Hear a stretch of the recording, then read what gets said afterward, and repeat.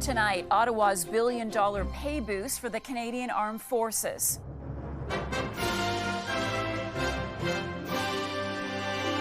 A massive monetary increase to revitalize recruitment and retention. This is how we are going to gain back to full strength. How this major investment will help Canada's military fight threats and climate change. Plus, Israel remains defiant in the face of international outrage over its Gaza takeover plan. It is clear that this would risk catastrophic consequences for millions of Palestinians. What Canada is saying about Israel's controversial path forward. And celebrating Canada's new tennis champ.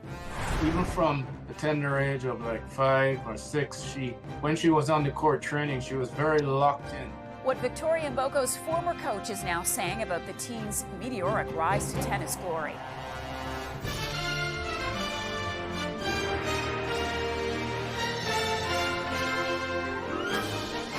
CTV National News with Heather Butts. Reporting tonight, Marcia McMillan.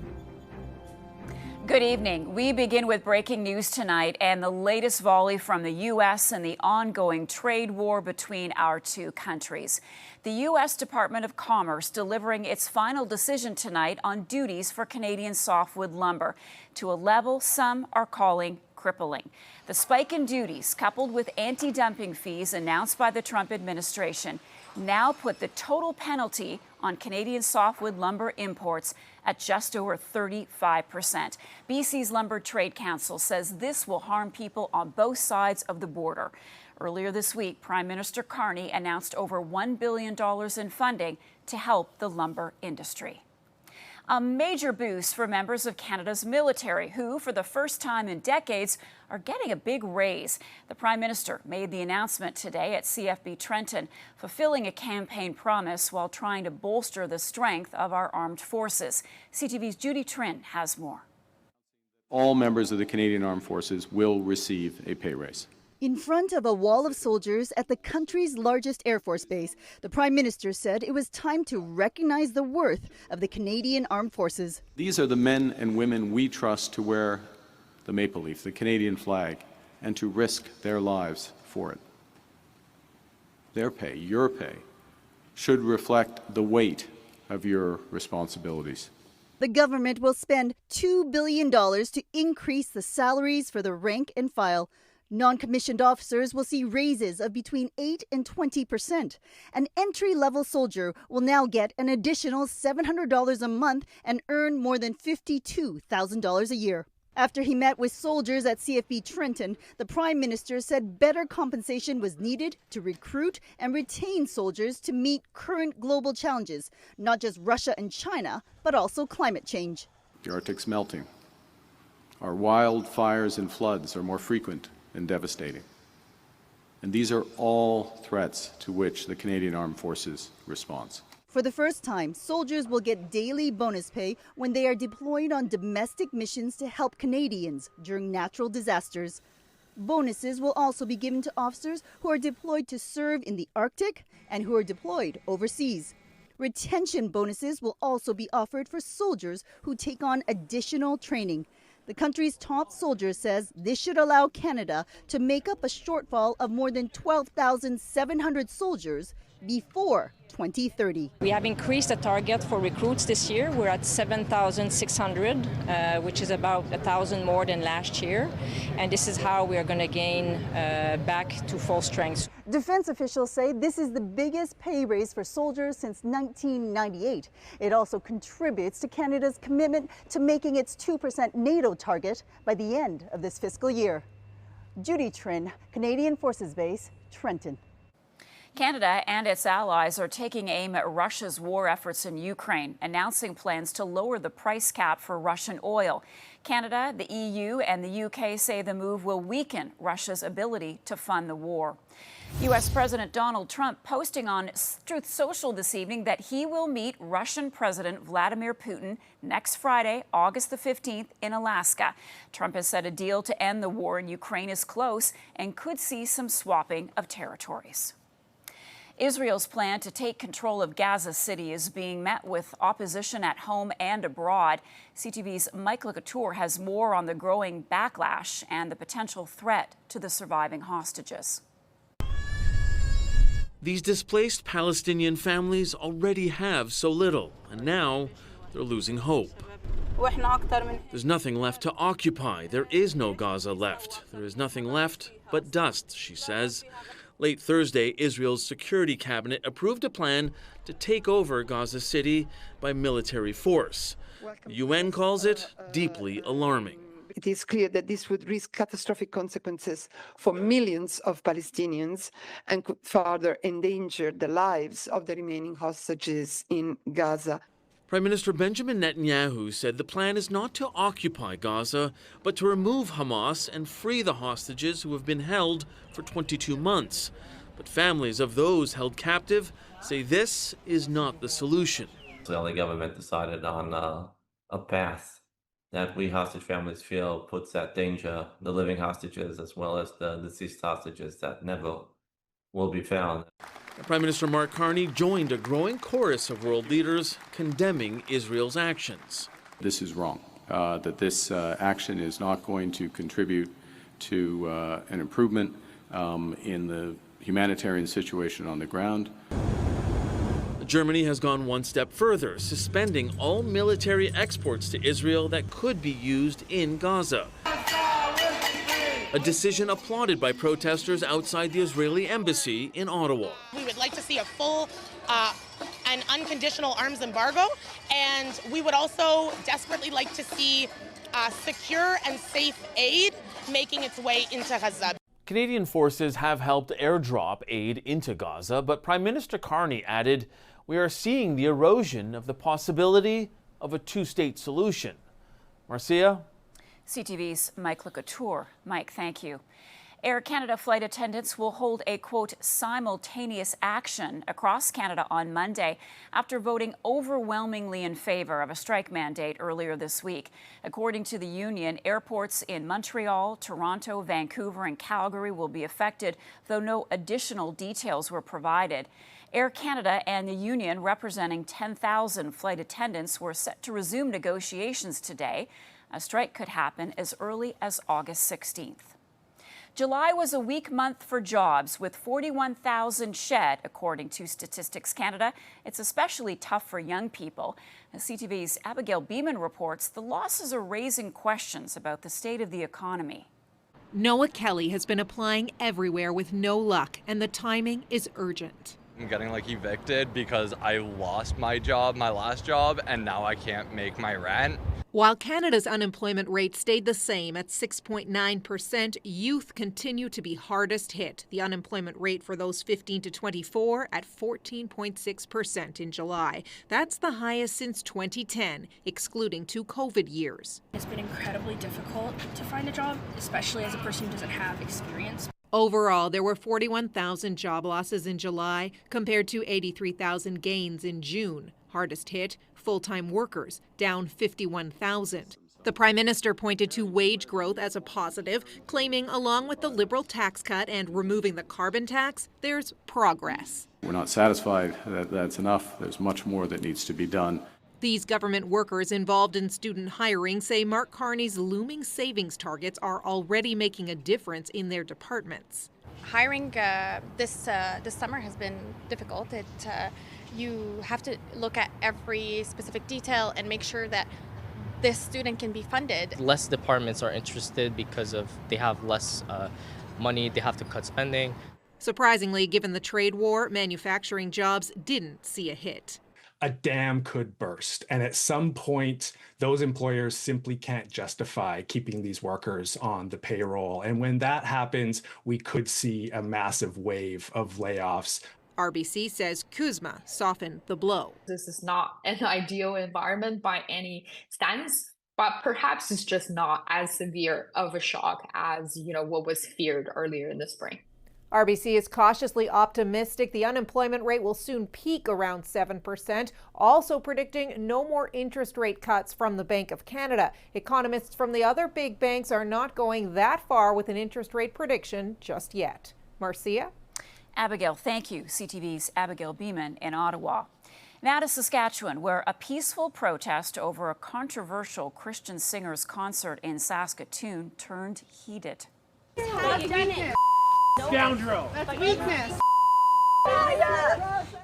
The crowd yelling at Saskatoon's mayor, Cynthia Block, over the city's decision to allow American singer Sean Foyt to perform in a local park in 2 weeks. Foyt, a MAGA supporter, is known for his Christian nationalist views. His concerts have been canceled in over 8 Canadian cities so far. Advance polls open today in the Alberta riding, where Conservative leader Pierre Poilievre is hoping to stage his political comeback. There are more than 200 names on the ballot, most representing the protest-driven longest ballot committee. CTV's Kathy Lee is in Drumheller with more on the first day of advance voting. The town of Drumheller is known for its badlands and dinosaur fossils.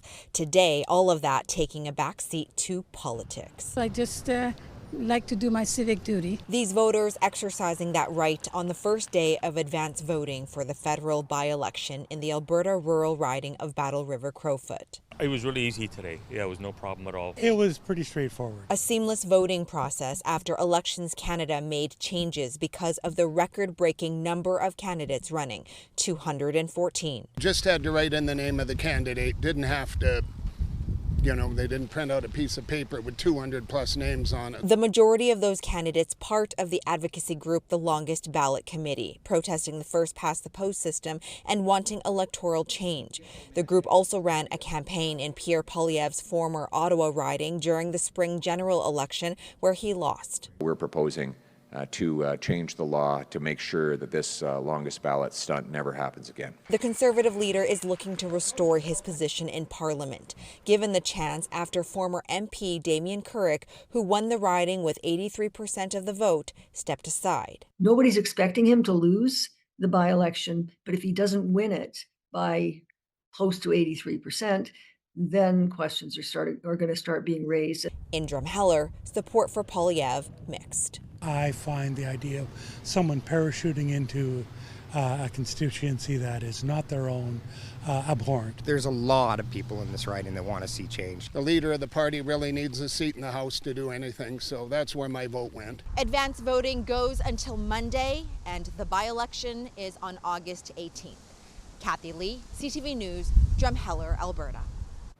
Newfoundland is cracking down on anyone who violates the provincial fire ban with massive fines and possible prison time. I don't know the word that I can use to say how I feel about this. Beyond troubled and frustrated that this is reckless and irresponsible behavior. So as we said, we have taken decisive action to help address this situation. Fines will range from $50,000 to $150,000 and could include up to a year in prison. 6 wildfires are burning across the province and 8 communities are under evacuation orders. She has quickly become a household name. Ontario's Victoria Mboko has Canada celebrating her victory at the National Bank Open.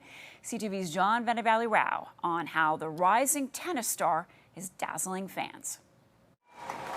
For Victoria Mboko, it was a magical moment and the stunning end to a fairy tale run in Montreal. I think when I had that winning moment and seeing so many people standing up and cheering for me, it was kind of a surreal experience. Mboko taking the tennis world by storm after beating the former world #1 Naomi Osaka. Among the 4 Grand Slam champions, the 18-year-old unexpectedly bested to get to the top at the Canadian Open. Honestly, I would have never believed that I was going to end up in this exact moment, so it's just amazing. On social media, now retired Canadian tennis star Eugenie Bouchard simply writing, Vicky. She was very passionate about playing. In Burlington, Ontario, her former coach said Mboko started playing tennis when she was around 4 years old. And from the outset, he says her competitive spirit was notable, constantly wanting to beat her much older siblings. Even from a tender age of 5 or 6, when she was on the court training, she was very locked in. Unusually so for somebody that young. Mboko was born in North Carolina to Congolese parents, but grew up in Burlington, and until recently was largely unknown, getting a bit of attention in late May when she made it to the 3rd round of the French Open. This time last year, Mboko was ranked 351st in the world, but has now jumped to 24th and is the highest-ranked Canadian player. Beating Osaka Thursday while playing with a wrist injury, that had her at the hospital getting an MRI before that final match, making the win even more remarkable. We've seen tennis players miss an entire season with a wrist injury. And Boko will now take a few days off to look after that wrist and get ready for the U.S. Open, which begins in about 2 weeks. John Valley-Rouse, CTV News, Toronto. And Boko is the third Canadian to win the National Bank Open in the Open era, joining Faye Urban's victory in 1969 and Bianca Andreescu in 2019. We caught up with Andreescu, who says Mboko's win is a milestone for Canadian tennis. She has the game to really become a top 10 consistent player, so I'm really, really happy for her, and I think this is so great for Canadian tennis. Andreescu was eliminated in the second round at this year's Canadian Open against Emma Navarro of the United States. Coming up, buyer beware. I'm a senior on fixed income, and I did not do anything wrong. Why a Canadian woman's U.S. medical expense was rejected by her insurance, and what you need to know to keep it from happening to you.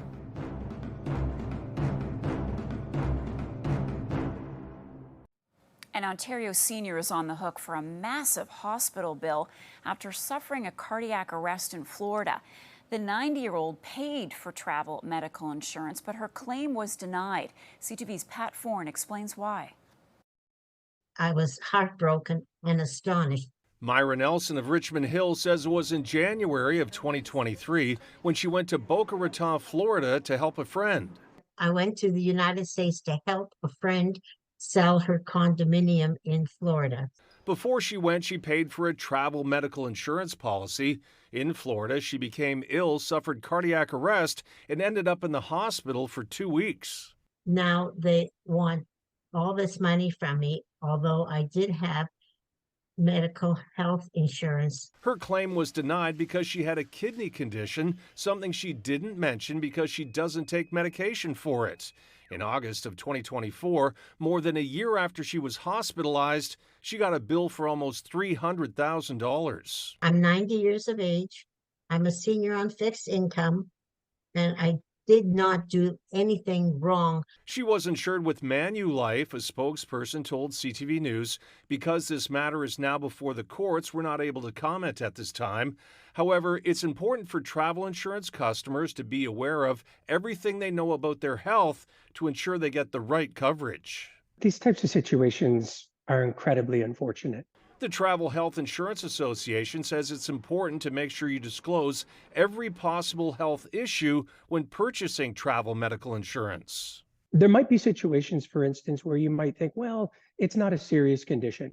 The important thing is always disclose. If in doubt, check with your doctor before traveling. To make sure that they're not making notations in your file that might be uncovered at time of claim. I just need help. Nelson says she is stressed and uncertain how to deal with the massive bill. I'm very upset about it. I cannot cope with it. It's very hard coping with the fact that I owe all this money and I can't pay it. Pat Foran, CTV News. Still ahead, remembering a space pioneer. How the legacy of Jim Lovell, commander of the Apollo 13 mission to the moon, is being remembered tonight.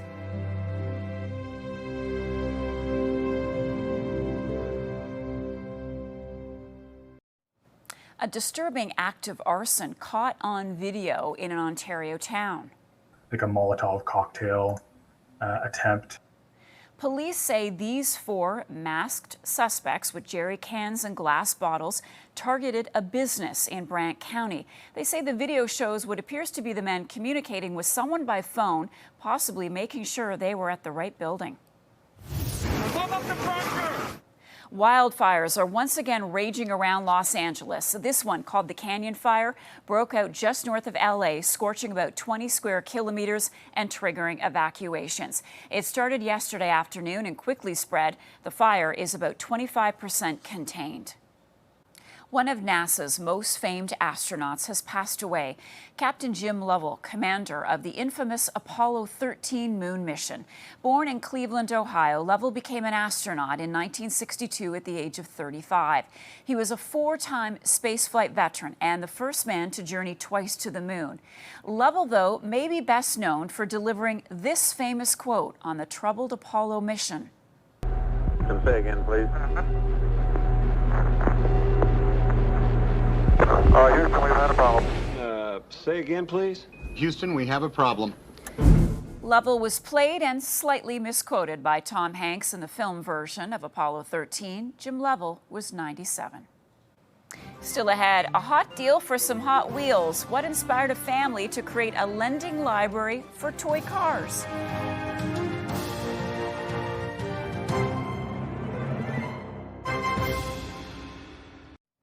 Lending libraries can be found in front of homes from coast to coast. The idea got the wheel spinning for one father and son in Nova Scotia who, instead of books, stationed toy cars for kids to borrow.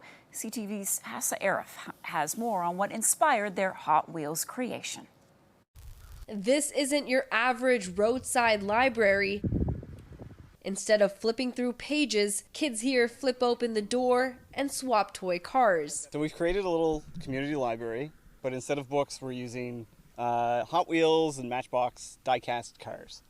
So it allows kind of our kids to both get into the habit of sharing. This father-son duo built it from scratch over a few weekends and one long day of painting. But it didn't take long for the wheels to start turning. We saw this online, and my wife and my son kind of drew an interest to it. Our son loves Hot Wheels, he loves cars, so we thought, why not? The rule is simple. Take one, leave one, which isn't always easy for a 4-year-old who's quite a collector himself. It's a little tough when, 5 new cars show up the same day, and he really wants all 5, so it becomes a little bit of a battle. He understands that other kids get to play with these too, and I think that helps. This one glows in the dark. Since setting it up, the little car library has become a neighborhood hit. Dozens make pit stops to swap and donate cars. So we see everything from, infants, little kids, and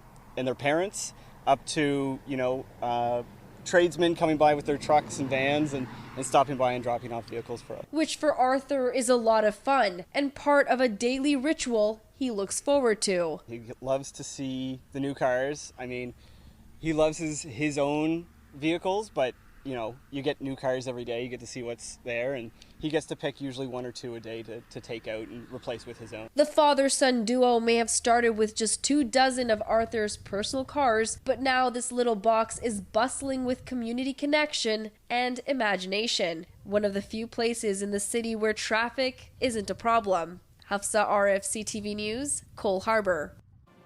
And that is our newscast for tonight. For all of us at CTV National News, thank you for watching. Good night and have a great weekend.